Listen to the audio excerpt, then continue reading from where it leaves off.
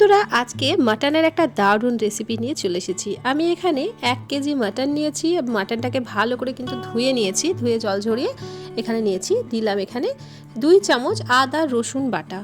এবার দিয়ে দিচ্ছি লবণ। এখানে আমি 2 চামচ মতো লবণ দিয়ে দিলাম, পরে আবারও লবণের ব্যবহার করব। আর দিয়ে দিচ্ছি এখানে কিছুটা সর্ষের তেল, ওই 1 থেকে 1.5 চামচ মতো সর্ষের তেল এখানে দিয়ে দিলাম। পরে কিন্তু আরও তেলের আমরা ব্যবহার করব। দিয়ে দিলাম হলুদ গুঁড়ো আর দিয়ে দিচ্ছি টক দই। এখানে ফ্যাটানো টক দই আমি 4 চামচ নিয়েছি। তো এবার ভালো করে এটাকে ম্যারিনেট করে অন্ততপক্ষে আধ ঘন্টা মতো রেখে দিতে হবে। তবে আমি 1 ঘন্টা এটাকে ম্যারিনেট করে রেখে দিয়েছিলাম। যত বেশিক্ষণ এটা ম্যারিনেট করে রেস্টে রাখবেন তত কিন্তু এই রেসিপিটার টেস্টটা দারুণ হবে। তো আপনারা চাইলে কিন্তু বেশিক্ষণ রাখতে গেলে এটাকে ম্যারিনেশন করে ফ্রিজের মধ্যেও রেখে দিতে পারেন। তবে আমি 1 ঘন্টা মতো ম্যারিনেট করে রেখে দিয়েছিলাম, বাইরেই ছিল। এবার ভালো করে ম্যারিনেশন করার পর ঢাকা দিয়ে এটাকে আমরা রেস্টে রেখে দেবো। এই রেসিপিটা কিন্তু দারুণ হয় খেতে, একবার হলেও ট্রাই করে দেখতে পারেন। অনেক রকমভাবে তো খাসির মাংস রান্না করে খেয়ে থাকেন, তবে এই রেসিপিটা আমার মতো করে একবার হলেও বানিয়ে দেখবেন। তো আমি এখন একটা কড়াই চাপিয়ে নিয়েছি। এবার কড়াইয়ের মধ্যে দিয়ে দিলাম সর্ষের তেল। এই তেলেই কিন্তু সম্পূর্ণ রান্নাটা আমাদের হয়ে যাবে। আর খাসির মাংসতে কিন্তু একটু তেলটা বেশি করেই আমি দিয়ে রান্না করছি। আর এখানে লবণ হলুদ মাখিয়ে রাখা আলু আমি নিয়ে নিয়েছি। এখানে আমি 5টা আলু মাঝখান থেকে কেটে এভাবে দিয়ে দিয়েছি। তবে আলুর পরিমাণটা আপনারা কম বা বেশি করে নিতে পারেন। খাসির মাংস কিন্তু আলুটা ভীষণ ভালো লাগে। তো আলুটাকে তেলের মধ্যে লাল লাল করে একটু ভেজে নিতে হবে। তো আলুটা লাল লাল করে ভেজে নিলে কিন্তু ভীষণ ভালো লাগে খেতে। তো এখন দেখুন আলুটা ভাজা হয়ে গেছে, আলুটা আমরা তেল থেকে তুলে নিচ্ছি। আজকের রেসিপিটা কে কোথা থেকে দেখছেন অবশ্যই আমাকে কমেন্ট করে জানাবেন। আপনাদের সুন্দর সুন্দর কমেন্টে কিন্তু আমি রান্নার উৎসাহ পাই।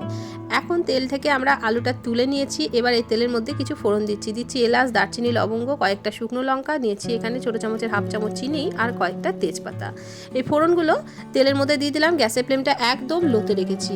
আপনারা ভাবছেন চিনিটা কেন দিলাম? চিনিটা একবার দিয়ে দেখবেন, এই রেসিপির কালারটা কিন্তু দুর্দান্ত আসবে। যতক্ষণ না পর্যন্ত চিনিটা গলে যাচ্ছে ততক্ষণ পর্যন্ত কিন্তু এই ফোড়নটাকে একটু খুন্তি দিয়ে নাড়াচাড়া করে দিতে হবে। ফোড়ন থেকে একটা দেখবেন মিষ্টি গন্ধ বেরোবে আর চিনিটাও কিন্তু ক্যারামেল হয়ে যাবে। তখন এর মধ্যে দিয়ে দিতে হবে পেঁয়াজ। আমি 1 কেজি মাংসের জন্য এখানে 5টা পেঁয়াজ এরকম একদম সরু সরু করে কুচি করে নিয়েছি। তো এই পেঁয়াজটা দিয়েও ভালো করে পেঁয়াজটাকে ভেজে নিতে হবে। এই পেঁয়াজ ভাজার উপরে ডিপেন্ড করছে কিন্তু এই মাংসটা কেমন খেতে হবে। তো পেঁয়াজটা কিন্তু খুব সুন্দর করে ভেজে নিতে হবে। গ্যাসের ফ্লেমটা লো টু মিডিয়ামে করে দিয়েছি এখন। এবার অনবরত নাড়াচাড়া করে করে একটু পেঁয়াজটাকে ভেজে নেব। আজকে যারা প্রথমবার আমার চ্যানেলটিতে এসেছেন, আমার রেসিপি সামান্য হলেও ভালো লেগে থাকলে চ্যানেলটিকে সাবস্ক্রাইব করে পাশে থাকার অনুরোধ রইল। পাশে থাকা বেল বাটনটিকে প্রেস করে অল নোটিফিকেশানটা অন করে রাখবেন, যাতে নিত্য নতুন কোনো রেসিপি দিলে সবার আগেই আপনাদের কাছে নোটিফিকেশান পৌঁছে যায়। তো এখন দেখুন পেঁয়াজটা কিন্তু ভাজছি এরকমভাবে অনবরত নাড়াচাড়া করতে করতে পেঁয়াজটাকে একটা সুন্দর কালার করে ভেজে নিতে হবে। এটা কিন্তু সময় লাগবে বন্ধুরা, 5-7 মিনিট মতো কিন্তু পেঁয়াজটা ভাজতে সময় লেগে যাবে। এখন দেখুন পেঁয়াজটা কিন্তু অনেকটাই কমে গেছে, আরও একটু পেঁয়াজটাকে আমাদেরকে ভেজে নিতে হবে। পেঁয়াজের কালারটা দেখবেন এরকম একটা সুন্দর গোল্ডেন ব্রাউন কালার চলে আসবে। তো পেঁয়াজটা আরেকটু ভাজা হবে। গ্যাসের ফ্লেমটা আমি এখন লোতে করে দিলাম। ততক্ষণে একটা মশলা বানিয়ে নেবো। তো একটা বাটির মধ্যে আমি এখানে নিয়ে নিচ্ছি 1 চামচ ভর্তি করে জিরে গুঁড়ো, আবার ওই চামচেরই 1 চামচ ভর্তি করে দিয়ে দিচ্ছি এখানে ধনে গুঁড়ো। এবার দিয়ে দেবো ঝাল লঙ্কার গুঁড়ো 1 চামচ, তবে ঝালটা আপনারা কম বেশি করে নিতেই পারেন। দিয়ে দিলাম হলুদ গুঁড়ো আর কাশ্মীরি লঙ্কার গুঁড়ো দিচ্ছি 1/2 চামচ। এখানে আমি কাশ্মীরি লঙ্কার গুঁড়োটা একটু কম ব্যবহার করেছি, কারণ আমি পরে আবারও কাশ্মীরি লঙ্কার গুঁড়ো ব্যবহার করব। এখানে একটা মিট মশলা যে ছোটো প্যাকেটটা হয় 5 টাকা দামের, সেই প্যাকেটের 1 প্যাকেট মিট মশলা আমি নিয়ে নিয়েছি। 1 কেজির জন্য এখানে আমি 1 প্যাকেট নিয়েছি। আপনারা যদি মাটনের পরিমাণটা কম বা বেশি করেন তো এখানে কিন্তু মশলার পরিমাণটা কম বা বেশি করে নেবেন। অল্প অল্প করে গরম জল দিয়ে এটাকে একটা পেস্ট বানিয়ে আমাদেরকে রেখে দিতে হবে। এভাবে যদি মশলার পেস্ট বানিয়ে আগে থেকে রেখে ব্যবহার করা হয় তাহলে কিন্তু মশলাটা একদম বাটা মশলার মতোই স্বাদ লাগে। আর এখানে কিন্তু মশলাটা গরম জল দিয়ে গোলার চেষ্টা করবেন। তো এভাবে একটু দেখুন গরম জল দিয়ে একটু চামচের সাহায্যে ভালো করে এটাকে মিশিয়ে একটা সাইডে আমরা রেখে দেবো। এদিকে পেঁয়াজটা দেখে নেব।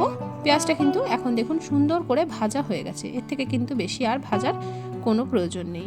এবার এর মধ্যে আমরা দিয়ে দেবো আদা রসুন বাটা। এখানে আমি 3 চামচ আদা রসুনের পেস্ট দিয়ে দিলাম।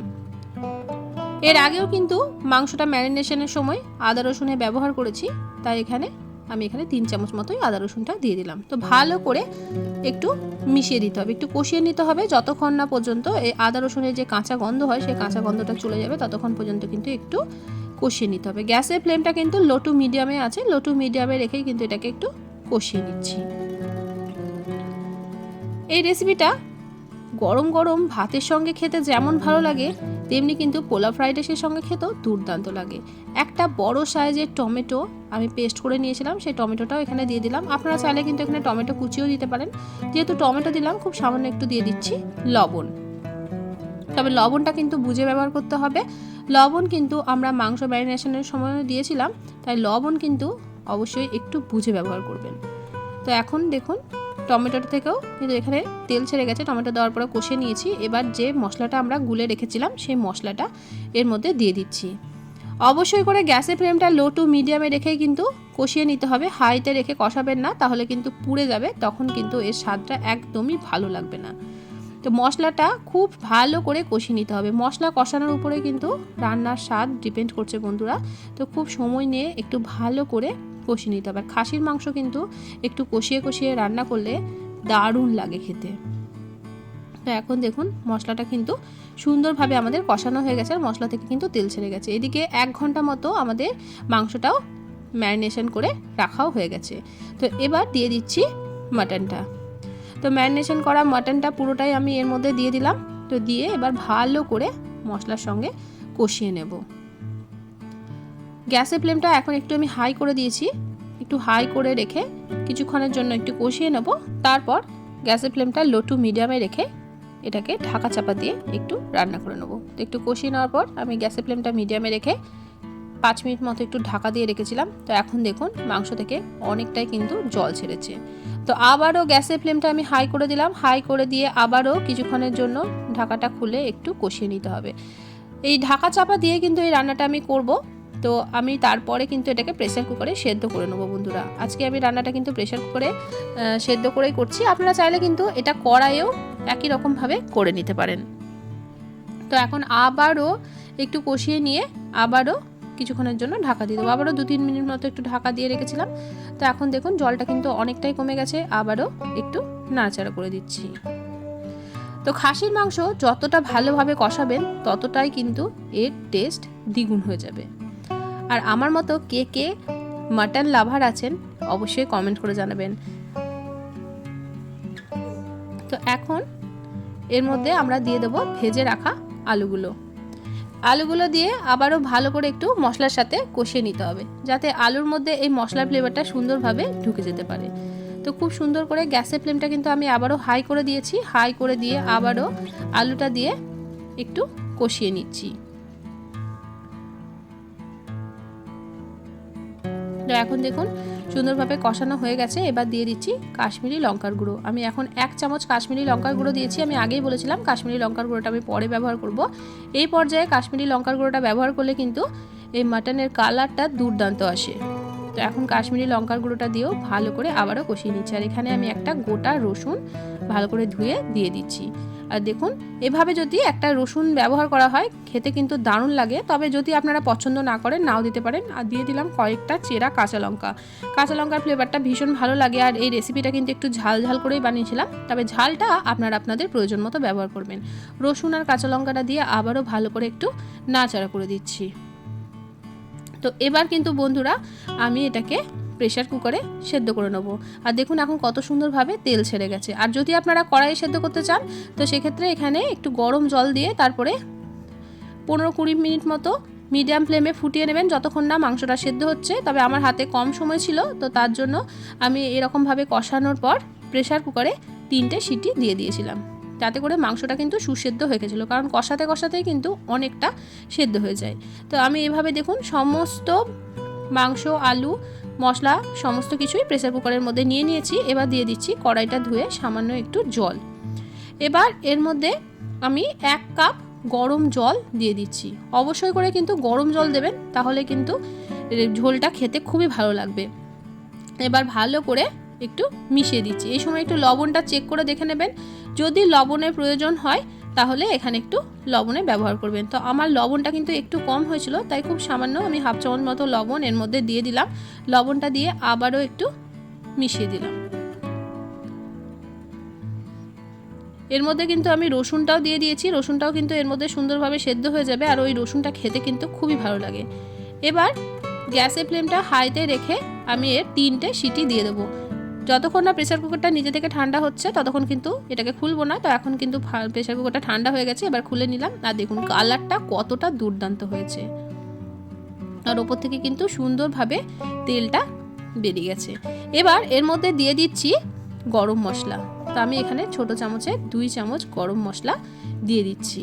গরম মশলাটা দিয়ে আবারও একটু ভালো করে হাতার সাহায্যে মিশিয়ে দিচ্ছি। তো এর একটা দুর্দান্ত গন্ধ বেরিয়েছে বন্ধুরা। একবার হলেও এভাবে আপনারা মাটনের রেসিপিটা বানিয়ে দেখবেন, তারপর আমাকে কমেন্ট করে জানাবেন আপনাদের এই রেসিপিটা কেমন লাগলো। তো এখন আবারও একটু ভালো করে ফুটিয়ে নিলাম, কারণ গরম মশলাটা দেওয়ার পর এর মধ্যে একটু ভালো করে মিশিয়ে দিয়েছি, ভালো করে ফুটিয়ে নিলাম। এবার গ্যাসের ফ্লেমটা বন্ধ করে এটাকে আমরা একটা পাত্রের মধ্যে তুলে নেব। আর দেখুন রসুনটা কিন্তু একদম গোটাই আছে, রসুনটা কিন্তু একটুও ভেঙে যায়নি। এই রসুনটা ভাতের সঙ্গে খেতে যা ভালো লাগে না বন্ধুরা, একবার হলেও বানিয়ে দেখবেন। তো এখন এটাকে কিন্তু একটা পাত্রের মধ্যে আমরা তুলে নিয়েছি। এবার এটাকে আমরা সার্ভ করে নিয়েছি। আর দেখুন কতটা লোভনীয় দেখতে হয়েছে, গ্রেভির কালারটাও কিন্তু হয়েছিল দুর্দান্ত। তো বন্ধুরা আজকের রেসিপি কেমন লাগলো অবশ্যই কমেন্ট করে জানাবেন। রেসিপি ভালো লাগলে প্রিয়জনদের সঙ্গে শেয়ার করতে কিন্তু ভুলবেন না। এরকম নিত্য নতুন রেসিপি পাওয়ার জন্য চ্যানেলটি সাবস্ক্রাইব করা না থাকলে সাবস্ক্রাইব করে পাশে থাকার অনুরোধ রইল। আজকের মতো আসি, দেখা হবে অন্যদিন অন্য একটা রেসিপির সাথে। সবাই ভালো থাকবেন, সুস্থ থাকবেন, সাবধানে থাকবেন। রেসিপিটি দেখার জন্য সকলকে অসংখ্য ধন্যবাদ।